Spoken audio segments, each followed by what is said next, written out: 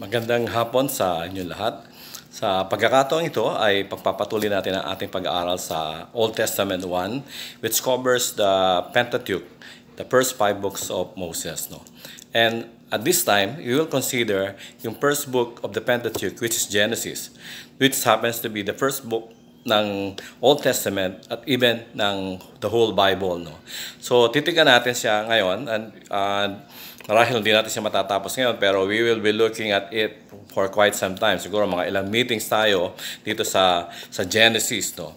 Pero kung titignan natin, dahil siya ang first book of the Bible o ng Pentateuch, makikita natin ito ay Book of Origins, na kung saan lahat ng bagay na nakikita natin ngayon ay dito nagsimula sa Genesis, which were the creation ng ating Panginoon Diyos. No?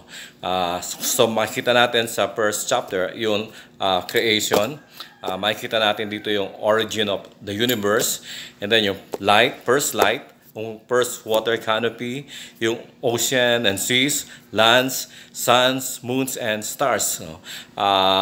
At even mga planets. No? Dito nagsimula lahat yon. No? Nung simula ng Panginoon ang creation. No? Then, dito rin natin makikita yung origin ng lahat ng living things. Ito kung saan ang mga hayop, isda, ibon ay nagkaroon ng buhay. No? So dito natin makikita yung unang mga ibon, lahat ng klase ng ibon.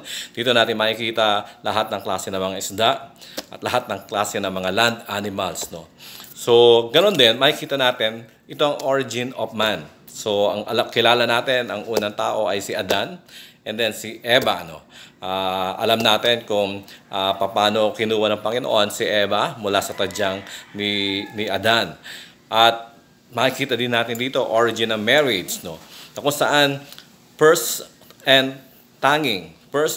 the only marriage na kung saan ang Diyos mismo ang nag-minister. No? So dito makikita natin origin of marriage. So, at mapalad si Adan at si Eva dahil wala silang biyanan, wala silang mga in-laws, walang hipag, walang bayaw.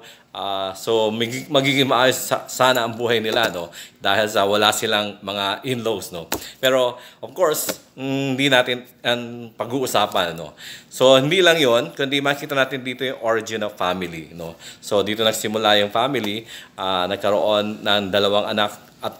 Unang anak si Eva at si Adan, si Cain at si Abel. Of course, nagkaroon pa sila ng maraming mga anak pa. After si Seth ay panganak din. Then makikita natin dito yung unang kasalanan. Unang temptation at unang kasalanan. At dito din natin makikita yung unang murder. No? Sapagkat pinatay ni Cain si Abel dahil sa kanyang inggit. Dahil mas favorable yung alay mas favorable si Abel kaysa kay Cain sa ating Panginoon Diyos. No? So makikita din natin dito origin of society, tribes, at saka nations. Makikita natin dito yung origin of government. Then makikita rin natin yung first flood, first mention of multiple languages sa Genesis 11, at maraming pang iba na kung saan makikita natin na unang mention dito sa aklat ng Genesis. Kaya ito ay tinatawag na Book of Origin. Ano? Pero siguro sa pagkakataong ito, meron dalawang question tayo na sasagutin sa pag-aaral natin ito. Ang first question natin ay bakit sinulat ni Moses ang aklat ng Genesis? Since hindi naman siya nakawitness na lahat ng mga nangyari dito sa aklat ng Genesis. Actually, history lahat ito sa kanya. There were history to him. No? Nakaraan na ito sa kanya. So wala siyang anumang involvement sa lahat ng bagay na nangyari dito sa Genesis. So ito yung unang question natin. Bakit niya sinulat ang aklat ng Genesis? Ang pangalawang question natin ay kung siya sumulat, of course we believe na siya sumulat ng Genesis, ay saan niya kinuha yung mga materials na sinulat niya para i-include dito sa aklat na ito. So dalawang question ito na sasagutin natin ngayon. At kung may question man kayo, siguro pwede nyo i-comment dyan sa ibaba upang sa gayon ay siguro pag-aaralan natin at tatalakayin ko sa inyo sa susunod na pag-aaral natin. Or maybe, sagutin ko sa inyo doon sa comment side din. Ano? So, objective. Bakit sinulat ni Moses ang aklat ng Genesis? So, we will look at 4 objectives. Bakit niya sinulat ito? No? So, ang una ay to introduce to the Israelites Yahweh as a personal God. Marahil kilala ng mga Israelita ang Panginoon. No? Narinig nila ang ating Panginoon. Siya ang lumalang at ang lahat. At siya Diyos ni Abraham, ni Isaac at ni Jacob, na kanilang patriarch. No? Pero hindi nila kilala ang ating Panginoon personally. Actually, natatakot sila sa ating Panginoon. At noong time na kung saan sila nandoon sa Mount Sinai at ang binibigay yung Ten Commandments. Kapag puro kulog ang narinig nila, puro kidlat ang nakikita nila. No? So, takot sila sa Panginoon. Pero, at parang complain nila sa bawat pagkakataon, nagko-complain sila habang naglalakbay sila doon sa ilang. Hindi rin sila naniwala, kaya sila naglakbay sa ilang ng 40 years sapagkat hindi sila naniwala na kaya nilang talunin ang mga Canaanites, doon, mga kingdoms na nandun sa Canaan, kung saan binigay ng Panginoon sa kanila. No? Ang lupang binigay ng Panginoon sa kanila. So, dito, sa aklat na ito, pinapakilala ni Moses ang ating Panginoon bilang isang personal God. Isang Diyos na makapangyarihan sa lahat. Marahil kung titingnan natin, parang malayo siya. Nasa kanyang trono, nandoon sa kabilang langit, sabihin natin, sa isang transcendent God. Pero at the same time, si Jehovah, na kung saan ito ang pangalan niya, personal name ng ating Panginoon. No? Kaya mahalaga na makilala nila ang ating Panginoon. At pinipresent ito sa kanila ni Moses. Tayo din, mahalaga na makilala natin ang Panginoon personally. Maaring kilala natin isang tao, isang sikat na tao, pero wala tayong relasyon sa Kanya. Pero bilang isang tao, mahalaga na magkaroon tayong personal relationship sa ating Panginoon. At dito sa Genesis, makikilala natin ang lubusan ng ating Panginoon as we study and as we read itong buong aklat na ito ng Genesis. So ito yung una, to introduce to the Israelites Yahweh as a personal God. No? Pangalawa, to give a true account of how the world came to be. No? Kasi noong time na yon, bago pa itong Genesis, bago pa yung Bible, marami ng account na kung saan nasulat kung paano kinreate ang mundo. No? Pero medyo weird yung mga pagkakasulat nila. Medyo weird yung kwento nila. No? Parang hindi ka panipaniwala dahil sa ang mga ito ay parang alamat lang, no? At parang mga legends lang, mga myths lang. Katulad ng Epic of Gilgamesh na sinulat ng mga Mesopotamians at ng Enuma Elish na sinulat ng mga Babylonians. Mga nauna na itong document at marami pa tungkol sa creation ng world. No? Pero sinulat ito ni Moses sapagkat naniniwala ako sinabi ng Panginoon, isulat niya ito upang ibigay ang tunay na account kung paano kinreate ni God ang buong universe, ang buong mundo, at even ang tao. Upang sa gayon, malaman natin lahat ang katotohanan sapagat ang Panginoon ay totoo sa lahat ng kanyang sinasabi. Kaya nga, itong mga ibang legends na ito ay katang-isip lang nila, no? At usually, in-inspire ni Satan upang hindi nila makilala lubusan ng ating Panginoon. Upang iligaw sila. Actually, lahat ng mga religion ay Satan-inspired upang sa ngayon hindi nila makita ang totoong reliyon na may kinalaman sa ating Panginoon Diyos. No? So, marahil, kung titignan natin Epic of Gilgamesh, nakakatawa yung kanilang kwento, no? Tungkol sa creation. Even yung the flood, andun yung the flood. The reason kung bakit pinadala ng Panginoon ng Diyos nila ang flood ay dahil sa yung mga Diyos doon. Kasi sa kanila, karaniwan, maraming Diyos. No? At may isang head God at may mga anak siya at kung saan karaniwan nag-aaway-away. Pero na-reason kung bakit nila ginuuna ang mundo, nagpadala sila ng flood dahil naiingayan sila sa mga tao at hindi sila makatulog. Kaya nagpadala sila ng flood para lipulin ng tao. So yun ang reason kung bakit sila nagkaroon ng flood sa Epic of Gilgamesh. No? Pero anyway, hindi natin masyadong bibigyan ng panahon yan. We go to the third. No? Yung pangalawa ay to give a true account of how the world came to be. Yung third objective ni Moses ay to keep or preserve a record of God's choosing a nation to be a blessing to all people, to all the people of the world. No? So, itong sinasulat ito ng Panginoon sa Kanya upang sa ngayon malaman ng mga tao, even hanggang sa panahon natin ngayon, na gusto ng Panginoon na pagpalain tayo at gumamit siya ng isang pamilya, isang naging nasyon, ang Israel, upang sa ngayon maging alulod ng pagpapala sa lahat ng mga tao. It is through the Lord Jesus Christ, no? Sa magitan ng ating Panginoon sa Kristo. Pagkat lahat tayo ay matutubos sa ating kasalanan, kung makikita natin na kung makikita natin, makilala natin ating Panginoon bilang ating Panginoon at tagapagligtas. At ito yung nagmula sa kanila, sa nation of Israel, at dahil doon, naging pagpapala sila sa buong mundo. Pang-apat, to lay out the step-by-step revealing of God's salvation history that started at Genesis 3:15. Ulitin ko, to lay out the step-by-step revelation of God's salvation history that started at Genesis 3:15.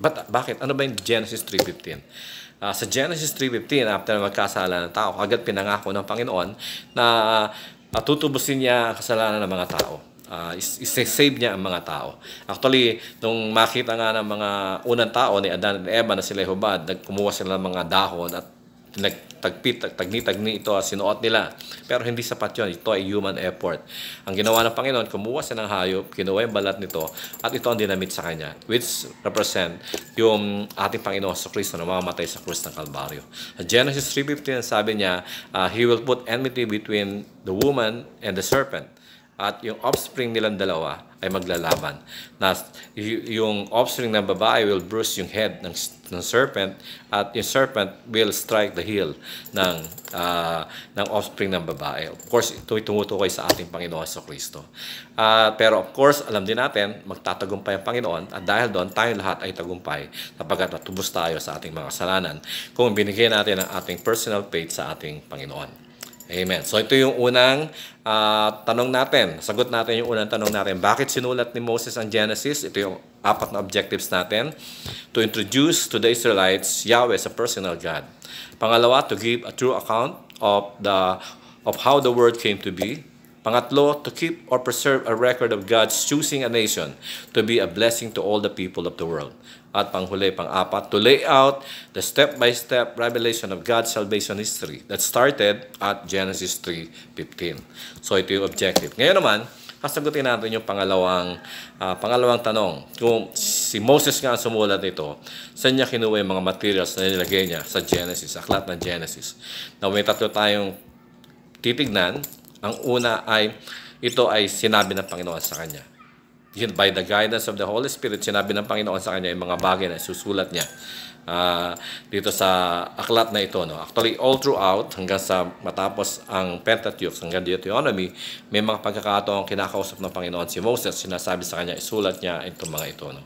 So, bagaman wala siya noong time na yon, pero somehow, ando ng guidance ng Holy Spirit sa kanya upang malaman niya kung ano isusulat niya sa aklat na ito ng Genesis. Bagaman siguro, nung una, hiwa-hiwala yung pagkakasulat niya kasi nagsimula siya magsulat sa ilang. Ang sabihin sa kanya ng Panginoon ay sulat niya itong mga ito, sumusulat siya, so separated accounts o separated scrolls. No? Pero there was a time na kung saan binuo niya ito, inorganize niya ito one whole book, itong Pentateuch, at kinakailangan niya simulan sa umpisa, at yun nga yung Genesis. No? So, pangalawa ay through oral tradition.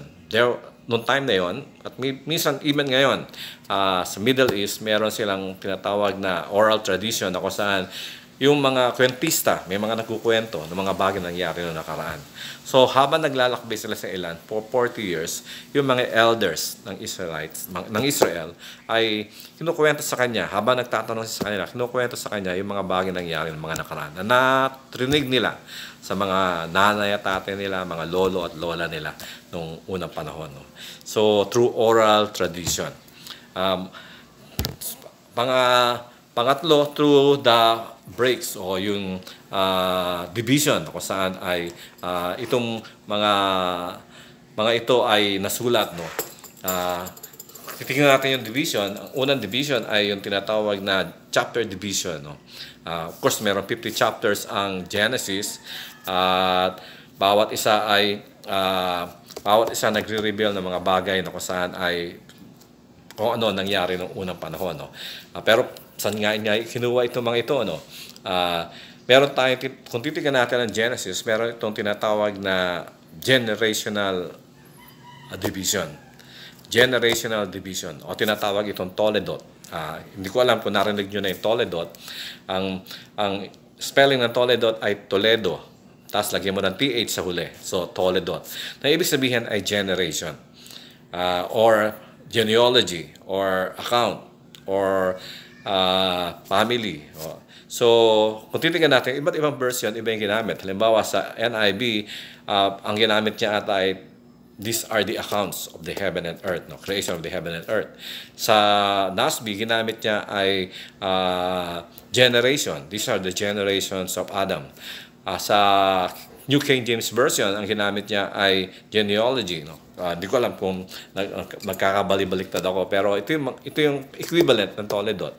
Generation, account, history, or genealogy, no? At merong 10.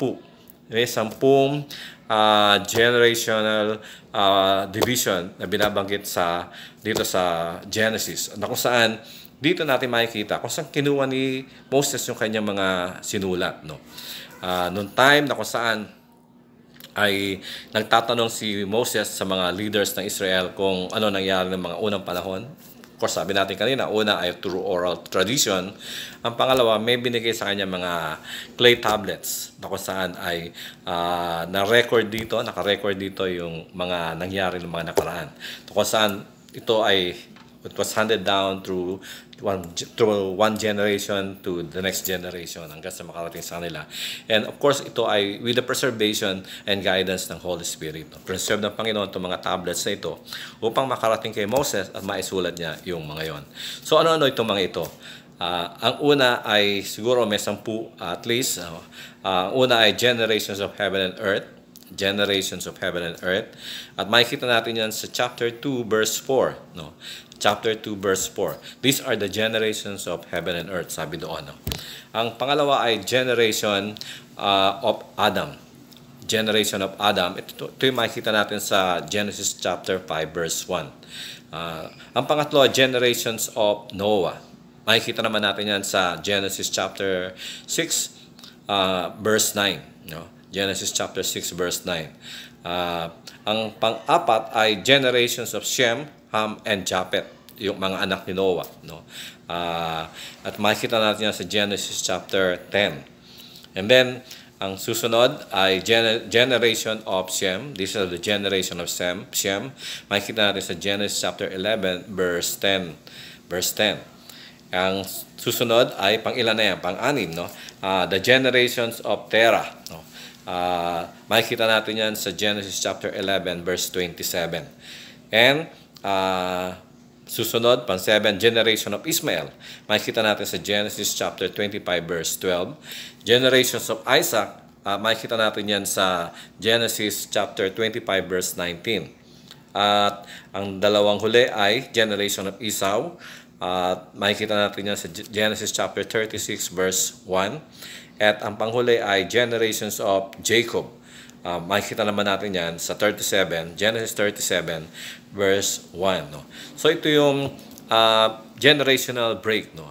Na kung saan yung bawat generation na ito, bawat account na ito ay nakasulat sa tigi-tigisan sa tablet. So may 10 tablet, clay tablet, kung saan binigay ang mga elders kay Moses. Ito yung mga assumption natin at ng mga scholars kung saan nangyari o paano nasulat ni Moses ang Genesis, no? Usually, karaniwan, maraming mga Bible scholars sinitignan ito bilang title ng susunod na mga verses, no? Yung generation halimbawa ng heaven and earth, ito ay title ng susunod na mga verses. Pero parang kung titignan natin, hindi siya nagtitip, no? Hindi siya tugma doon sa title. Kasi yung generations of heaven and earth, makikita natin, yung susunod na mga verses ay tungkol sa Garden of Eden. Ano kinalaman ng Garden of Eden? Siguro may paliwanag naman po sila dyan. Pero parang hindi siya eksakto. Hindi siya fit doon sa title. Yung verses na yon at yung title hindi magkatugma, no? Siguro medyo puzzling ito sa iba. Until one time, mga nakaraang taon, merong isang lalaki, isang officer of the Air Force, si J.P. Wiseman, kung tama yung initials na binabanggit ko na J.P. Wiseman, isa siyang officer ng Air Force, ay nagkaroon ng interest sa archaeology. And from time to time, sumasama siya doon sa mga archaeologists sumasama siyang maghukay ng mga artifacts. Hanggang sa bawat artifact na nakukuha nila, usually isang account yan, sa clay tablets, mayroong signature ng author. May signature ng author. At usually makikita yan sa bandang huli.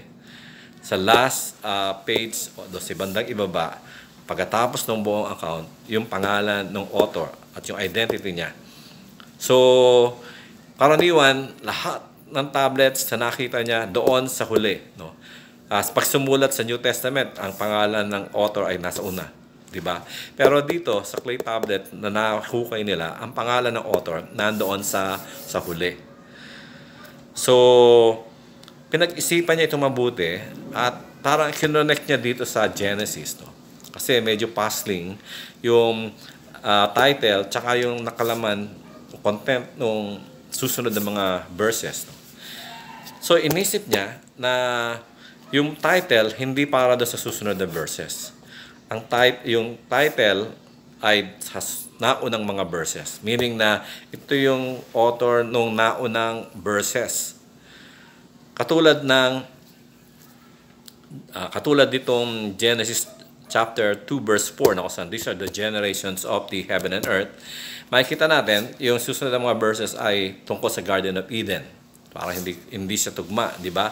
Pero kung titignan natin yung mga naunang mga verses, ito yung mismong creation na ginawa ng Panginoon, nung ang heaven and earth.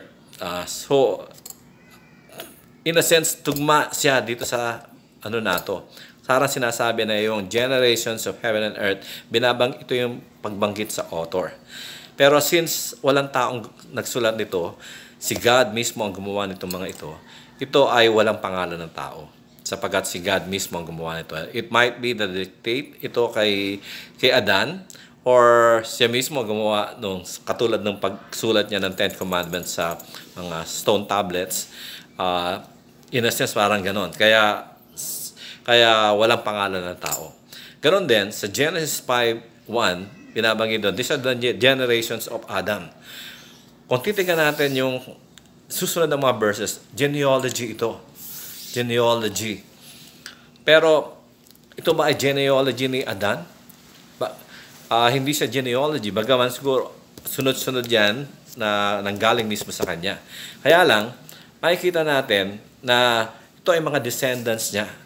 Ang genealogy kasi ay tumutukoy sa ancestors mo, sa mga ninuno mo. Katulad kay Jesus, no? Yung genealogy ni Jesus, makikita natin, nagsimula kay Abraham hanggang sa pababa, papunta sa kanya.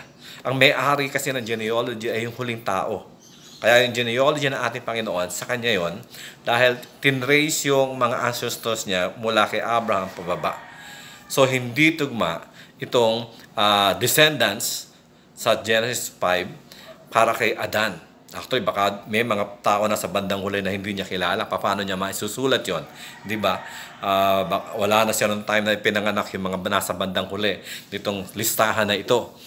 So, pero kung titignan natin yung naunang mga verses, tumutukoy ito sa Garden of Eden.